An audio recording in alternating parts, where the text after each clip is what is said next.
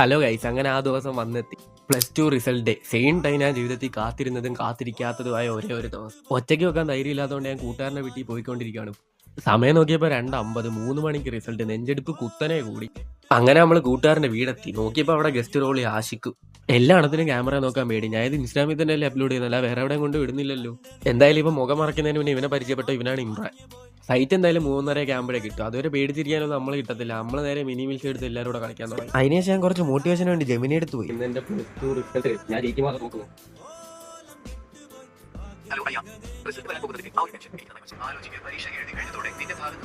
അത്രേ ഉള്ളു, B positive. അത്രേ ഉള്ളു, ചാർജായി. Motivate be positive, be cool. അങ്ങനെ ജെമിനിയുടെ മോട്ടിവേഷനും കേട്ട് ചാർജായി ഞാൻ നേരെ സൈറ്റിൽ കയറി നോക്കി. കിട്ടിയ